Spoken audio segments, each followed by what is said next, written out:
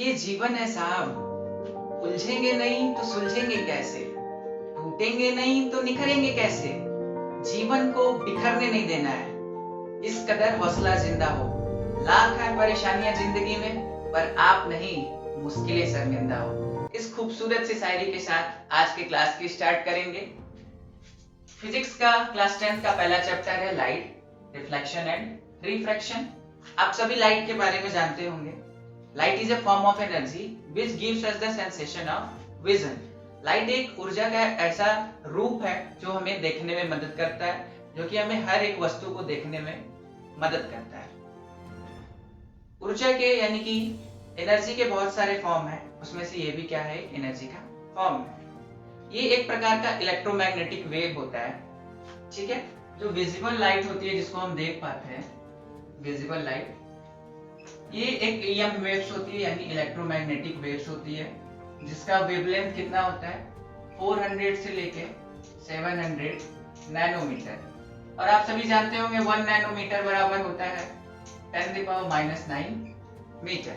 Okay, light के कुछ खास प्रकार की प्रॉपर्टीज होती हैं, कई सारी प्रॉपर्टीज होती हैं जिनको हमको पढ़ना है। तो हाँ, उसके पहले हम ये देख लेते हैं कि नेचर ऑफ लाइट, लाइट की क्या क्या नेचर होती है, ठीक है। तो नेचर लाइट की दो है, एक होता है पार्टिकल नेचर, ठीक है, पार्टिकल नेचर ऑफ लाइट, और दूसरा है वेव नेचर, ठीक है। क्या is the wave nature? Particle nature किसने दिया था? न्यूटन ने दिया था, पार्टिकल थ्योरी ऑफ लाइट। और वेव थ्योरी किसने दिया था? सी हाइगेंस ने दिया था, ठीक है।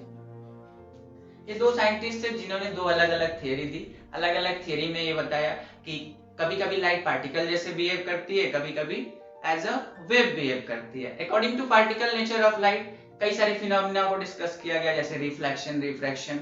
Where as according to wave theory of light, diffraction, interference, ये सब हमें हायर क्लासेस में पढ़ना है। अभी के लिए ये पार्टिकल नेचर ऑफ लाइट हमें डिस्कस करना है। अब हम डिस्कस कर लेते हैं प्रॉपर्टीज ऑफ लाइट। लाइट की क्या क्या प्रॉपर्टीज होती हैं, ठीक है। प्रॉपर्टीज ऑफ लाइट, तो आप लोग क्लास 8 में, क्लास 6 में भी लाइट के बारे में काफी कुछ पढ़े हैं। तो लाइट की क्या पहली प्रॉपर्टी होती है कि light travels in a straight line path, ठीक है। लाइट हमेशा स्ट्रेट लाइन पाथ पे ट्रैवल करता है। Second, light do not require medium for their propagation, ठीक है। लाइट को प्रोपगेट करने के लिए कभी भी किसी मीडियम की जरूरत नहीं पड़ती। मीडियम है तो ठीक है, नहीं है तो भी ठीक है। विद और without medium light can pass through one place to another place. Third property of light is speed of light in vacuum. Speed of light in vacuum. Vacuum में speed of light कितना होता है? 3 into 10⁸ metre पर second. और light की क्या property होती है कि लाइट ट्रांसपेरेंट मीडियम से पास कर सकता है, जबकि अगर ओपेक ऑब्जेक्ट है, ठीक है। तीन प्रकार के ऑब्जेक्ट्स, मटेरियल तीन प्रकार के होते हैं, transparent, translucent and opaque. Transparent यानी कि जिसके आर पार देखा जा सकता है, ट्रांसलूसेंट जिसके आर पार थोड़ा बहुत दिखता है, धुंधला टाइप का, और ओपेक यानी जिसके आर पार नहीं देखा जा सकता। जैसे ये बोर्ड है, इस बोर्ड के आर पार हम नहीं देख सकते, ठीक है। तो लाइट कैन पास थ्रू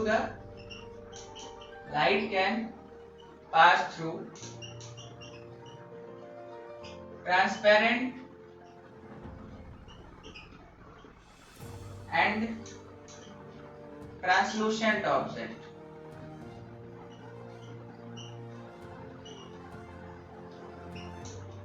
ठीक है। तो ये कुछ प्रॉपर्टीज हैं लाइट के। और भी लाइट की प्रॉपर्टीज होती हैं, जैसे कि हम कह सकते हैं कि point white light consist of 7 colors, white light जो होती है वो 7 कलर से मिलके बनी होती है, और उन 7 कलर्स में कौन कौन सा होता है? VIB, GYONR। V means violet, I indigo, G green, Y yellow, O orange, R red. ठीक है, तो ये प्रॉपर्टीज ऑफ लाइट थी, 5-6 थी, जिनको हम लोग को जानना बहुत जरूरी है, क्योंकि बिना प्रॉपर्टीज को जाने हम लोग लाइट को नहीं समझ सकते हैं, लाइट को नहीं जान सकते। कभी भी कोई चीज हमें देखना होता है, कोई ऑब्जेक्ट हमें तभी दिखता है जब उस ऑब्जेक्ट से लाइट जाती है, उससे टकरा के हमारी आंखों में जाती है। टकरा के आई कैसे, ये हुआ क्या, तो इसको हम लोग अपने अगले टॉपिक में डिस्कस करेंगे, जो कि है रिफ्लेक्शन ऑफ लाइट। तो हमारा जो अगला टॉपिक है वो क्या है? Reflection of light. तो रिफ्लेक्शन ऑफ लाइट क्या होता है? सबसे पहले इसका डेफिनेशन लिखते हैं। The bouncing back of light, the bouncing back of light in the same medium, in the same medium after striking on a surface is called reflection of light। ठीक है, the bouncing back of light in the same medium after striking from a surface is called reflection of light। There is difference between two terms, one is refraction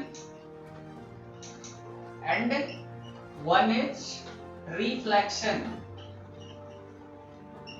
ठीक है, reflection और refraction दो word हैं, तो अभी हम लोग क्या पढ़ रहे हैं? Reflection, not refraction. रिफ्रैक्शन को हम बाद में डिस्कस करेंगे।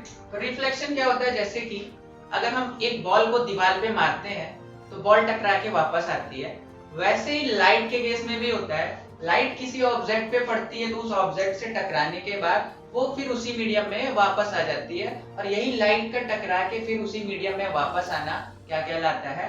Reflection of light. जैसे कि अगर ये कोई मान लेते हैं ऑब्जेक्ट है, लाइट यहाँ से गई, तो लाइट इस पे टकराने के बाद ऐसा नहीं होता है रुक जाए या आगे पास हो जाए, फिर टकराने के बाद वापस क्या हो जाती है? रिफ्लेक्ट हो जाती है। कुछ सर्टेन रूल्स होते हैं, कुछ सर्टेन लॉज होती है, जिनको फॉलो करते हुए लाइट वापस रिफ्लेक्ट होती है, तो वो कहलाता है लॉज ऑफ रिफ्लेक्शन। वो भी आगे हम पढ़ेंगे। उससे पहले दो टाइप का रिफ्लेक्शन होता है, ठीक है? Types of reflection, types of reflection. दो टाइप का रिफ्लेक्शन होता है, एक रेगुलर रिफ्लेक्शन, रेगुलर रिफ्लेक्शन, और सेकेंड इज इर्रेगुलर रिफ्लेक्शन। ठीक है, दो टाइप का रिफ्लेक्शन होता है, एक रेगुलर और दूसरा क्या है? इर्रेगुलर। तो इसको डिस्कस करते हैं, मिटाता हूं इसको।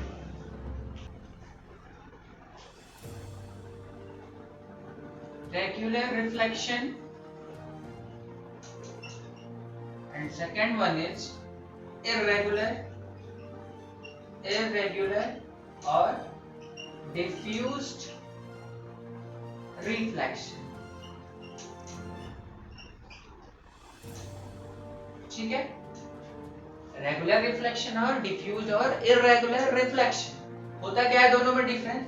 अगर रिफ्लेक्शन किसी स्मूथ सरफेस से होता है, यानी एकदम कोई प्लेन सरफेस हो, अगर उस पर लाइट पड़ने के बाद टकरा के वापस आती है, तो वो एक ही डायरेक्शन में सभी लाइट रेज जाती है। जितनी भी लाइट रेज होती है वो सभी एक ही डायरेक्शन में जाती है, और ऐसे रिफ्लेक्शन को कहते हैं हम रेगुलर रिफ्लेक्शन।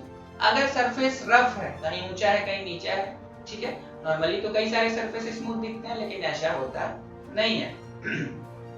तो अगर जो रिफ्लेक्शन है लाइट का वो इर्रेगुलर सरफेस से होता है, यानी रफ सरफेस से होता है, ऐसे रिफ्लेक्शन को हम क्या कहते हैं? Irregular reflection. देखिए फिगर के थ्रू, अगर कोई स्मूथ सरफेस है, ठीक है, इस पे अगर लाइट रेज आती हैं तो सभी लाइट रेज एक ही डायरेक्शन में टकराने के बाद चली जाएंगी। मतलब इधर से अगर आई तो ये सभी लाइट रेज इधर चली जाएंगी। ठीक है, जिधर से आई उधर सेम मीडियम में चली गई। ये क्या था, कोई स्मूथ सरफेस था, मान लेते हैं मिरर था यानी कि शीशा था। दूसरा है अगर कोई सरफेस इरेगुलर सरफेस है, जैसे कि मान लेते हैं अगर कोई सरफेस ऐसा है, ऐसे है, ऐसे है, ठीक, इरेगुलर है यानी कि सरफेस रफ है, इससे अगर रिफ्लेक्शन होता है तो ऐसे रिफ्लेक्शन को इरेगुलर रिफ्लेक्शन या डिफ्यूज रिफ्लेक्शन कहते हैं। अब कैसे होता है तो देखिए, मान लिए लाइट रेज यहाँ आई, ये लाइट रेज यहाँ आई, ये लाइट रेज यहाँ आई, ये लाइट रेज यहाँ गई। ठीक, ये 4 लाइट रेज लेते हैं तो ये इधर से आई है, टकराने के बाद ये वाली लाइट रेज इधर चली जाएगी, ये वाली लाइट रेज इधर चली जाएगी, ये वाली लाइट रेज इधर चली जाएगी और ये वाली लाइट रेज इधर चली जाएगी। तो कोई इसका डायरेक्शन नहीं फिक्स है कि ये किस डायरेक्शन में लाइट रेज जाएंगी, कोई किसी भी डायरेक्शन में चली जा रही। ठीक है, direction is not fixed of the reflected ray. Then this type of reflection which takes place through rough surface, okay, is called irregular reflection, and the reflection which takes place through smooth surface is called regular reflection. Now our next topic is laws of reflection, क्योंकि हम आगे discuss करेंगे। laws of reflection, law of reflection क्या है? तो law of reflection को पढ़ने के लिए एक डायग्राम से समझते हैं। ये कोई प्लेन मिरर है, ऐसा मान लेते हैं कि क्या है, ये एक प्लेन मिरर है, इस पे कोई लाइट रेज आ रही है। ठीक है, कोई एक लाइट रेज आई, इंसिडेंट हुई इस पॉइंट पे और इधर से ऐसे चली गई। ठीक है, तो ये जो रे है वो क्या कहलाता है, इंसिडेंट रे।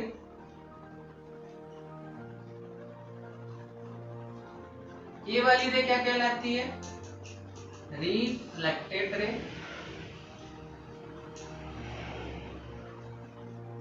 ठीक है, और एक लाइन, एक पॉइंट जो कि जहां पे इंसिडेंट हुई होती है, incident ray, point of incidence जो होता है। ठीक है, तो इसको हम लोग क्या कहते हैं, पॉइंट ऑफ इंसिडेंस। जिस पॉइंट पे लाइट आके मिरर पे टकराती है, एक स्मूथ सरफेस पे टकरा रही है। ये शेडेड लाइन पॉलिश्ड सरफेस दिखाता है मिरर का, पॉलिश्ड सरफेस, और ऊपर वाला क्या है, रिफ्लेक्टिंग सरफेस है, जहां पे इमेज का फॉर्मेशन होता है। और ये है क्या, एक प्लेन मिरर है। ठीक है, प्लेन मिरर दिखाई दे रहा है सर।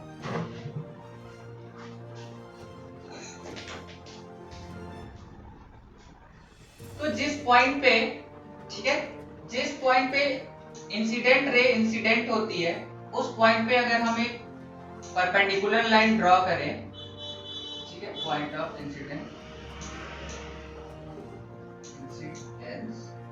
एक परपेंडिकुलर लाइन अगर ड्रॉ करें इसमें 90 डिग्री पे, तो ये जो लाइन होता है उसको क्या बोलते हैं हम लोग, नॉर्मल लाइन या नॉर्मल रे। ये हमेशा कितने डिग्री पे होता है, 90 डिग्री पे हो। ठीक है, तो according to law of reflection, पहला जो लॉ है, ठीक है, पहला लॉ क्या कहता है, incident ray, reflected ray and normal all lie in the same plane. ये जो लाइट रे इंसिडेंट हुई है और ये जो लाइट रिफ्लेक्ट हो रही है और ये जो नॉर्मल, तीनों एक ही प्लेन में होते हैं। मतलब अगर ये लाइट इंसिडेंट हो रही है किसी सरफेस पे, ठीक है, तो ऐसा नहीं है वो यहाँ से टकराने के बाद इधर चली गई, इधर चली गई, इधर चली गई, इधर चली गई, ऐसा नहीं होता है। जिस प्लेन में ये आएगा उसी प्लेन में ये जिधर से आएगा उधर ही जाएगा, किसी और प्लेन में नहीं जाएगा। ये अपना प्लेन चेंज नहीं करेगा, मतलब ऐसे आया तो ऐसे नहीं जाएगा, ऐसे आया तो इधर नहीं जाएगा। ठीक, सेकंड लॉ क्या कहता है, इधर लिखते हैं सेकंड लॉ, एंगल आई बराबर होता है एंगल आर, मतलब angle of incidence is always equal to angle of reflection. ठीक, ये जो एंगल आई है इसको बोलते हैं एंगल ऑफ इंसिडेंस, और ये वाला एंगल एंगल आर कहलाता है, यानी एंगल ऑफ रिफ्लेक्शन। ये है एंगल ऑफ इंसिडेंस और ये है एंगल ऑफ रिफ्लेक्शन। ठीक, तो according to laws of reflection ये जो एंगल आई होता है और ये जो एंगल आर है दोनों हमेशा आपस में बराबर, यानी ये अगर 60 डिग्री है तो ये भी कितना होगा, 60 डिग्री होगा। अगर ये 30 डिग्री है तो ये भी कितना होगा, 30 डिग्री। मतलब जितना भी एंगल ये होगा हमेशा उतना ही एंगल ये होता है। तो यही था लॉ ऑफ रिफ्लेक्शन कि एक लॉ हो गया कि एंगल आई आर के बराबर होता है हमेशा। ठीक, तो यहाँ हम लिख सकते हैं एंगल आई बराबर एंगल आर। और दूसरा है ये वाली रे इंसिडेंट रे, रिफ्लेक्टेड रे, और ये 90 डिग्री पे जो नॉर्मल रे होता है वो तीनों एक ही प्लेन में होता है। ठीक, तो ये था लॉ ऑफ रिफ्लेक्शन।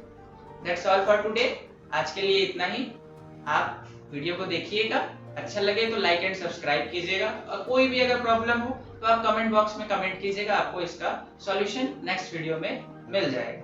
ठीक है, thank you, have a nice day.